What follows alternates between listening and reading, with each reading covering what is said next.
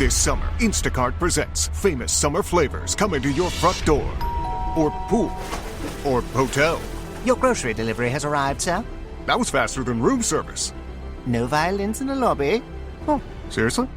Anyway, sit back, relax, and get delivery in as fast as 30 minutes. Starring your favorite snacks, drinks, and more. Download Instacart for free delivery on your first 3 orders. Rated H for hungry audiences. Offer valid for a limited time. Minimum $10 per order. Excludes restaurants. Additional terms and fees apply. We acknowledge the traditional owners of country throughout Australia and recognise their continuing connection to land, waters and culture. We pay our respects to their elders past, present and emerging. Welcome to This Song Is Yours, a music podcast where we chat to a new guest each week, talk about their life and their creative endeavours, and talk to them about some of the music they love. Our show works by chatting to our guests about music, but also getting them to make you a playlist of the songs they love. You can find a link to our playlist in the show notes. Welcome to episode 44. I'm your host, Simon Fink. Our guest today is Current Joys. The indie singer-songwriter has just released his 7th studio record, entitled Voyager. In today's episode, we're talking with Nick from the band about how movies influence his music, the new record, and Greta Van Fleet. Here we go.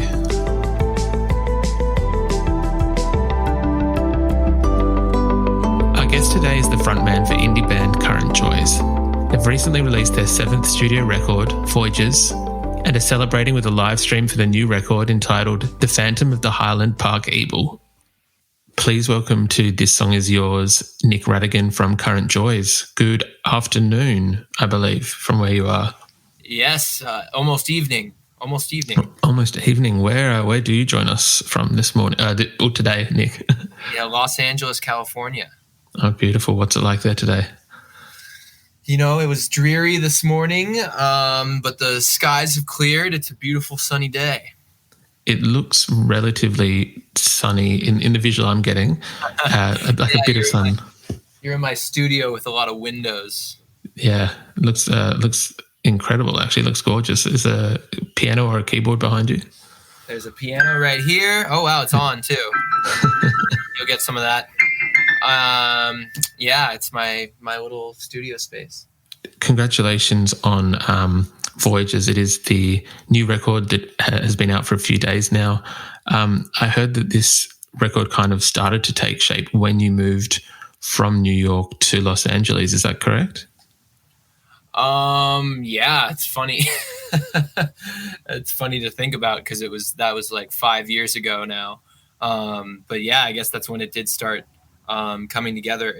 I moved from New York. There was a pit stop in Reno for about 6 months. But then I eventually made it down to LA. So, yeah, I've been writing it since I moved here. I feel that you haven't, it's not like you've been sitting on songs and kind of waiting to release them. You've still continued to release music throughout that time as Current Joys, haven't you? Yeah. I feel like there's always like a lag now of releasing music. Like before I used to just release it as soon as I finished it, but now it's like, you know, that I work with labels and stuff and they want to do like a whole campaign around the record. Which is, it's interesting. It's interesting. Are you the kind of songwriter that will sit down, write something and then put it out straight away and kind of, you know, move on to the next project, if you will? I used to be for sure. But it's definitely changed a lot. With, like I said, like working with labels who want to have a whole thing, or like now I've started going to studios to record my records. So, yeah, now there's a lag, a spiritual lag of when you finish the album and when it's actually released into the world. And now there's this in-between zone that I always have to sit in the purgatory for months, maybe years on end. Do you find it easy? Because the band itself has been quite prolific. I believe this is the 7th album in 6 or 7 years, so almost like one a year. Yeah. Well, I think like 3 of them came out in 1 year. And it's funny because the dates are all messy. Because I actually released a lot of the music in like 2011, 2012. So it's actually been about 10 years. And I've only uploaded them to Spotify more recently. And I think I uploaded them with the wrong release date or something. So some of it says 2013, some of it says 2016, 2018. It's very confusing. So I honestly have I don't have the best memory in the world, and I don't really remember when everything came out either. But I do remember there was a large chunk of albums that came out around 2013, 2014, like 4 or 5 albums, and then the 6th later, and then the 7th later as well. So, and I was also releasing stuff with my other band, Surf Curse, in between. So if you really want to tally them up, it's about 11 albums in 10 years. That's what I was going to say. I was going to mention Surf Curse in a second, that you've got these albums as Current Joys, and then you've got, I think, another 3 or 4 as Surf Curse. I imagine, as you've now said, you're in this musical purgatory of kind of waiting. Do you find it easy to kind of sit on your hands, or is there like a third project you're now working on to fill in this time, if you will? Well, I finished writing another album during everything, and then I sort of ran out of that magical juice called creativity, and fell into a deep dark hole of video games and other just uncreative ventures, if you will. But like this movie that I guess when this is airing is coming out tonight, was like a big creative project for me. And the music videos, like that, the movie and the music videos is really what I've been working on for the past February, March, April, almost 4 months straight of like music video work. So that's been occupying a lot of my creative energy, which is great. That's very fair. The movie that you're referencing is the live stream for the new album, which is called The Phantom of Highland Park Ebell. Yeah. It's funny. I mean, no one really knows how to pronounce it. I think it's the Ebell. It could be the Ebel. I wasn't sure if it was. I didn't want to butcher it with my Australian accent. I wanted to make sure. Okay, butcher away. I've butchered names, places, historical facts. So butcher away. The live stream, The Phantom of the Highland Park Ebell. I'll try and say Ebell. It is like it is a different kind of live stream that I feel that we've seen during the time of COVID, because it is a performance, it's a concert film, it is a horror, a comedy, it's a movie as well in itself. Where did the initial idea from this kind of stem from in terms of being like, let's do something that's not been done? Well, it's nice of you to say it like that, because it is a great marketing ploy to say this is unlike anything you've ever seen before. But hopefully it is a little bit, because I know I haven't really watched a lot of live streams. They're not particularly very interesting. We've been faced with a hard dilemma of translating musical energy through these strange videos. So me and my friend Gary Canino, I was like, hey, do you want to, we worked on the music videos together, and I was like, do you want to help me with this live stream? We got to do this thing. I kind of have an idea, but I don't know what to do. And we were talking about, what we should watch. And we were like, okay, there's all these concerts, live concerts. And we had been really into Phantom of the Paradise lately. So we were like, oh, we should watch Phantom of the Paradise. And then I just said, what if there was like a phantom in the live stream that was like constantly fucking it up and or messing it up? Podcast. Exactly.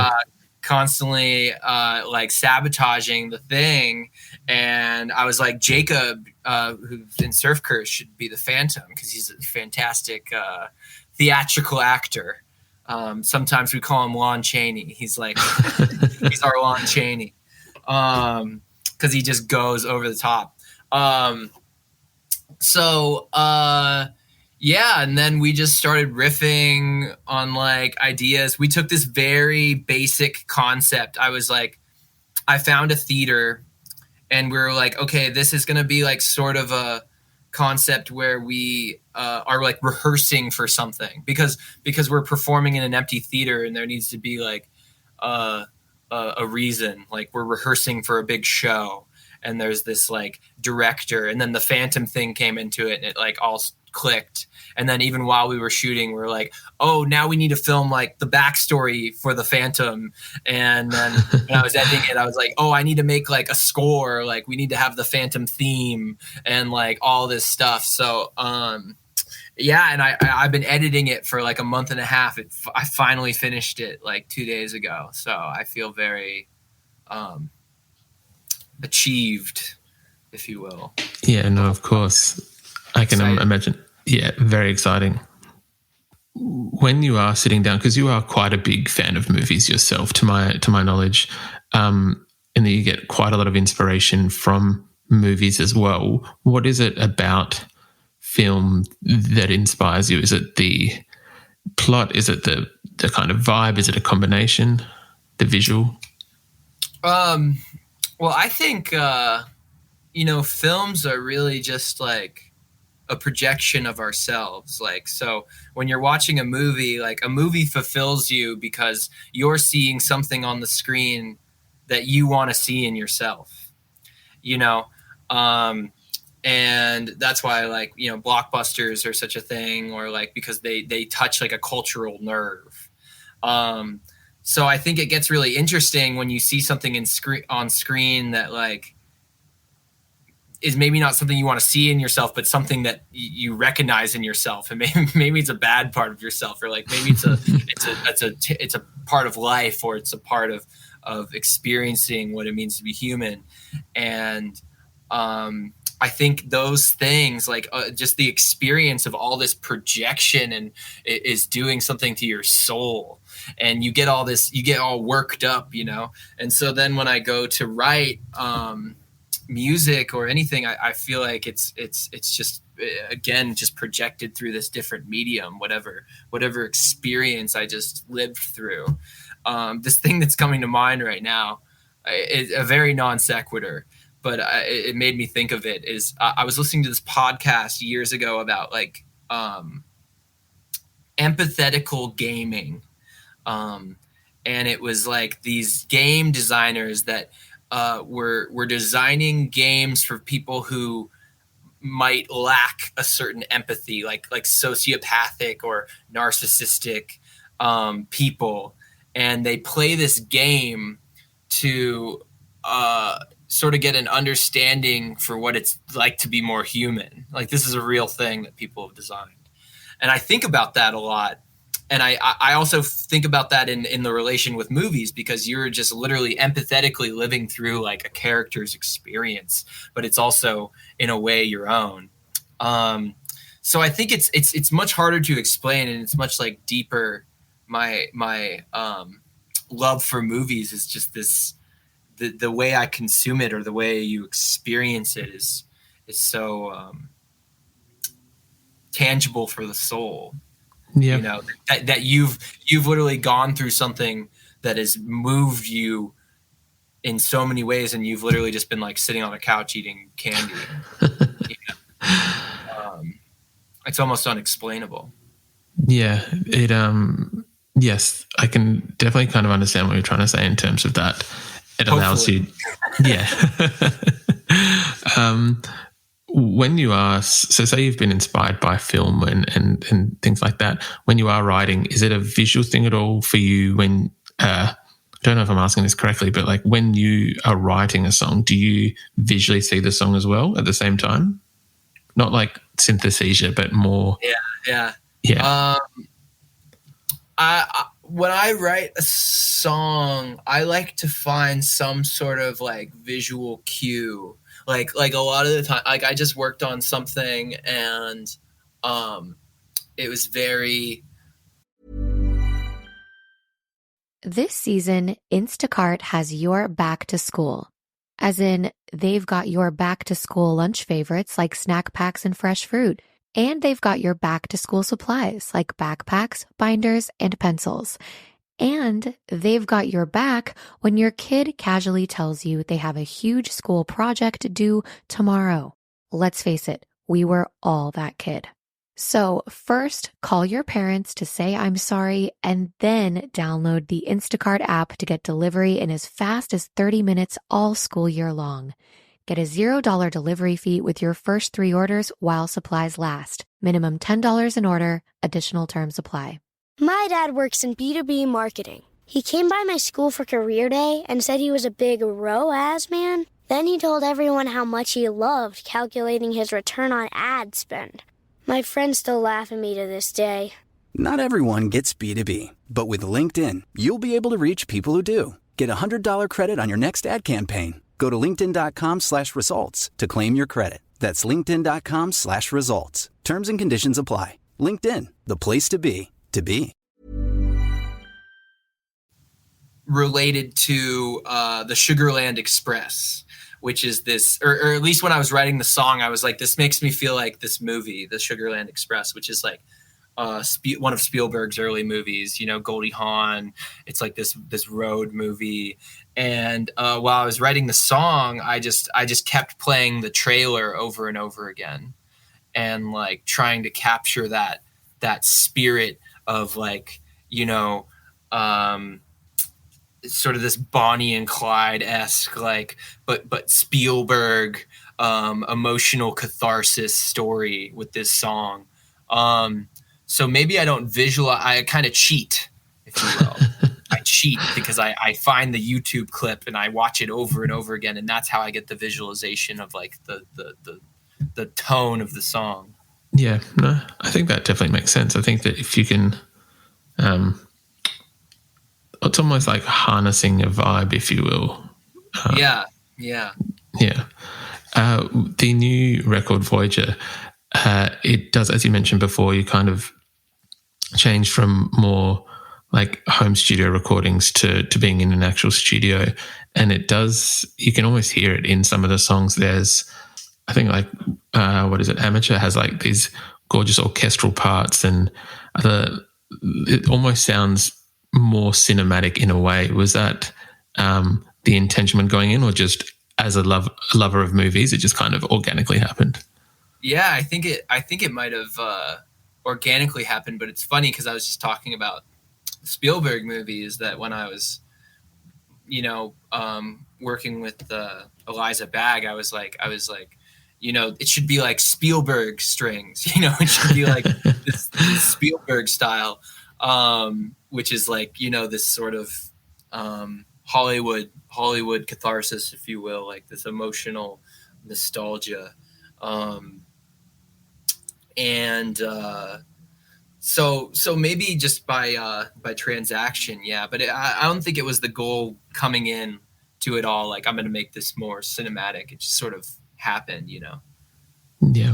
Putting strings on anything is going to, you know, make it sound like a movie a little bit. I agree to a degree, if that makes sense. Like that, sometimes strings like do make it sound more cinematic. I feel like in some of those songs, it did almost feel like it was soundtracking like a coming of age movie, or it sounded like it would work well within the medium of moving image or film. Hopefully. Before, when you discussed realizing you had to write a score for The Phantom, has that ever kind of come across your desk or been something that you've thought about in terms of scoring for a film, like bringing those two loves together and kind of working on it in a much longer sense? Yeah, it's never been brought on my desk, not because of lack of trying. I mean, I'd love to do it. It's very fun, and such a different style writing, and I would absolutely love to score something. I've just never been, I guess, presented with the opportunity to. I usually have to make my own opportunities, is what I've found. So I to make a score, I had to make a movie first. That's very fair. This is a good kind of CV or resume, if you will, for that next job. You can just be like, I've already done this. Yeah. I did get kind of lazy with it, though, because I was editing it and color correcting and doing the mixing and all this junk. And so the score, I was like, okay, I'm just going to slap something on this real fast. So hopefully it's my I's and T's weren't necessarily dotted and crossed, but I think the emotion comes through. From all the visuals that I've seen or been given so far, it does look excellent. So I think it's going to turn out well. You can't tell all the little fuck ups. Hopefully. Are you do you find yourself, because that's quite a big job in itself and also can be difficult. Are you, I guess, do you, as a side thing, away from music, away from Current Joys and Surf Curse, would you classify yourself as a filmmaker as well? Do you kind of have that as a project as well? Not yet, but maybe if I make something, I've made a lot of my music videos and now this. So I'm still learning. I'd say I'm in the trial and error phase. That's very fair. But I get to test it out on my own music, so it's like, the stakes are lower. that's well. I only have myself to upset. I was going to say, like, it's good in a way because you can control everything and determine where it goes, and you kind of have that that direction laying with just yourself. Yeah, exactly. With the two bands, do you ever find that it kind of gets a little bit confused, or when you are writing, how do you determine what is a Current Joy song and what is a Surf Curse song?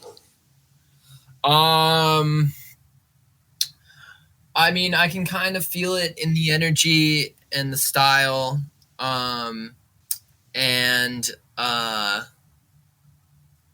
But like, there have been times when I've brought songs to Jacob and he's like, no, this is a Current Joy song or something. Maybe he doesn't like them or he just, he gets the vibe too. But,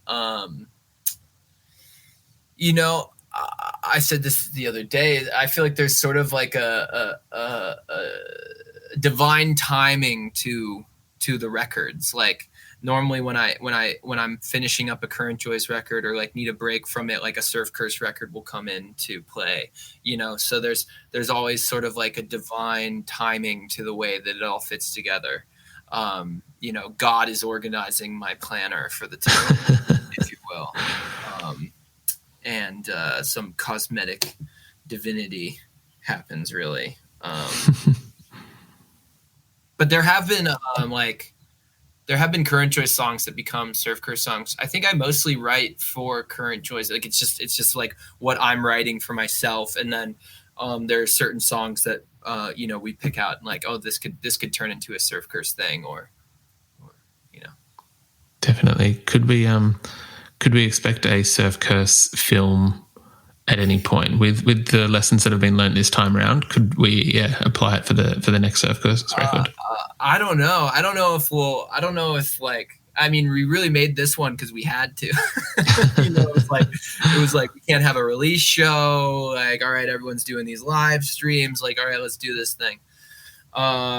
So I would say I don't know. Maybe. Yep. That's very fair. We'll wait and see. If we ever make something else, like, it'll probably have me and Jacob involved in it in some way together. Yeah, that's very fair. Are they starting to open venues back up in California? Obviously the live stream has been like quite a staple of the last year, but is there some glimmer of hope that you'll be able to take this record on the road at some point in the next few months? There are some things opening up. But I don't really know. I mean, there was this like crazy punk show in the Home Depot parking lot by my house the other night, and like thousands of people there. So it's going to be very interesting to see what the next few months are like. I think I've been a little skittish to like book anything or do anything because I've had to cancel and move so many things. So I was just like, let's just wait till, you know, everything looks A-okay to green light, you know. Yeah, I don't really know. That's very fair, obviously. Yeah, hopefully. Obviously playing safe, which is good, which is smart. Australia has been doing all right with the pandemic and most things have kind of opened back up. Can we possibly expect a Current Joys tour down to Australia at some point in the future? I'd hope so. That'd be amazing. I've never been. One thing we would usually speak to our guests about is what they're currently listening to, if there's any record that's currently on high rotation or anything like that. For yourself, what's getting a spin at your house or at the studio? I've been listening. This is kind of embarrassing. I've been listening to the new Greta Van Fleet record a lot. Oh yeah, which I don't really know how it happened. Jacob sent me a video of them playing this song live in this like candlelit room, and I was just like, this is so incredible. Like, this is insane. Like, his voice. I'd never really listened to them before. I've just kind of known, like, the joke. You know, yeah. They're kind of like this, like, Led Zeppelin ripoff band or whatever. But, man, they're really tapping into something with this new record. I mean, it's catchy. It's emotional. But then I watched like a music video from their first record, and I was like, "Oh, this is the worst thing I've ever seen." So I don't really know what they've been cooking up, but like the outfits. I mean, it's the most insane thing I've ever seen. The way they dress and act and perform in the songs. It's incredible. It's incredible. I give it 2 thumbs up. I feel that there is a musicality about it, and they're not very well known in Australia at the moment. There is a musicality to them, and there is something there, but I think, as you said, there are times where I don't know, either they're in on the joke or it's, yeah. Yeah, it's like, it's something else, man. It's really, I've never seen anything like it unless, you know, it was something from the past. Like we were watching that, and then we started watching like old, like, well, I turned on Led Zeppelin for a second, and Jacob can't stand Led Zeppelin, so we quickly moved to like Black Sabbath and like all these old kind of like 70s bands, and even they are like such a different energy. Like whatever the heck Greta Van Fleet is up to is something on its own plane. Yeah, agreed. That's very fair. Nick, thank you very much for your time today. The new Current Joys record, Voyager, is out now, and the live stream is available today as we speak. But yeah, thank you so much for being on the podcast. Thank you.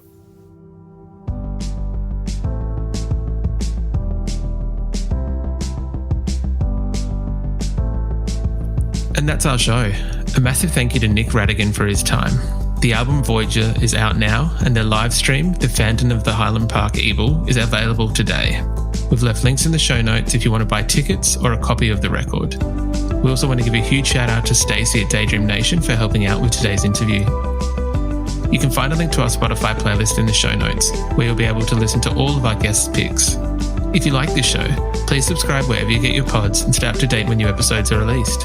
We release new shows each Thursday and Friday morning, with guest playlists streaming on Spotify at the same time. You can follow the playlist profile on Spotify, and you can follow us on Instagram, Facebook, and TikTok. Until next week, cheers.